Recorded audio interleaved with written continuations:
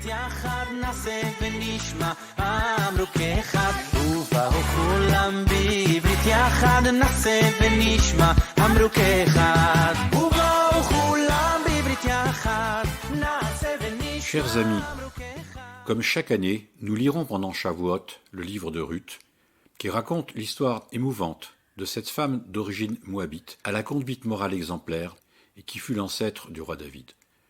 Le livre de Ruth nous rappelle la puissance du chesed, la bonté aimante, et le devoir que nous avons d'accueillir avec bienveillance les convertis qui nous ont rejoints et qui font partie intégrante de notre peuple. Si la tradition insiste sur le chesed qu'a manifesté Ruth vis-à-vis de Naomi, il faut aussi signaler le chesed dont Boaz a fait preuve à l'égard de Ruth. Il devait, comme proche parent, prendre soin d'elle, mais il n'avait pas l'obligation de l'épouser. Et épouser une Moabite n'allait pas de soi, surtout pour un notable. Voilà ce que le livre de Ruth nous enseigne. Nous pouvons prendre Boaz comme modèle et adopter également une attitude positive vis-à-vis de ceux qui sont convertis. Nous nous définissons comme une communauté inclusive.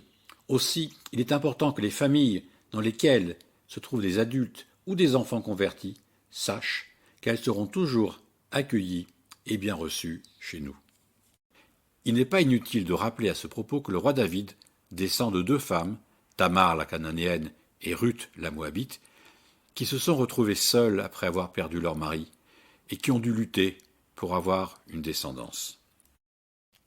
À ce propos, je voudrais partager avec vous un petit texte que Rabbi Sachs a diffusé sur la BBC en mai 2020 à l'occasion de Shavuot. La semaine prochaine, nous célébrerons la fête de Shavuot, au cours de laquelle nous lirons le livre de Ruth, dont le thème est la bonté. La période d'isolement du coronavirus m'a permis de voir ce livre avec de nouveaux yeux et de réaliser à quel point ce texte est contemporain, bien qu'il relate des événements survenus il y a plus de 3000 ans. Cela commence avec un couple et leurs deux fils. Forcés de quitter la maison à cause de la famine, ils se rendent dans un pays voisin, Moab. Les deux fils y épousent des femmes étrangères et sont frappés par la tragédie. Les trois hommes meurent. La femme, dont le nom est Naomi, reste veuve sans enfant, la plus vulnérable de toutes les positions dans le monde antique, parce qu'il n'y a personne pour s'occuper de vous. Naomi rentre chez elle, mais elle a tellement changé que ses anciens voisins la reconnaissent à peine. « Est-ce là Naomi » demande-t-il. « Ne m'appelez plus Naomi » répond-elle, car ce mot signifie agréable. « Appelez-moi Mara, amère. » C'est ainsi que le livre de Ruth commence, par le deuil, l'isolement et la dépression. Pourtant, tout se termine dans la joie. Naomi a maintenant un petit-fils. En effet, Ruth, sa belle-fille, et Boaz, un parent, se sont mariés et ont eu un enfant. Et c'est l'enfant de Naomi. Dans la dernière ligne du livre de Ruth, nous découvrons qu'il s'agit du grand-père de David, le plus grand roi d'Israël, et l'auteur de la plus grande partie des psaumes. Ce qui transforme la vie de Naomi et la fait passer de l'amertume à la joie est décrit par le mot hébreu chesed. Quand au début des années 1530, William Tyndale a entrepris la première traduction de la Bible en anglais, il s'est rendu compte qu'il n'y avait pas d'équivalent anglais pour le mot hébreu chesed. Alors il inventa le mot loving kindness, bonté aimante. Deux personnes aimant la bonté, Ruth et Boaz, sauvèrent Naomi de la dépression et lui rendirent sa joie. C'est le pouvoir de l'amour chesed en tant qu'acte.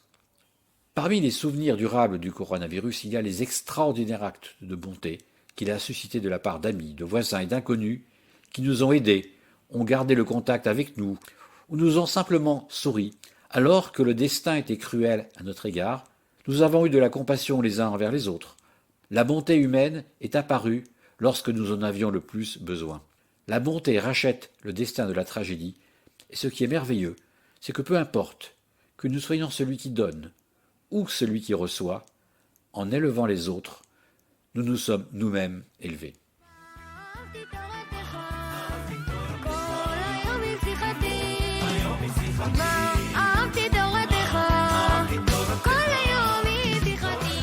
Voilà pour les adultes. Un mot maintenant pour les enfants. Nous avons mis en ligne le 21e podcast destiné aux enfants sur Shavuot. Retrouvez tous nos podcasts sur la chaîne Spotify Écoute Israël. Je vous souhaite Chag Shavuot Sameach. כולם בברית יחד, נעשה ונשמע אמרו כאחד.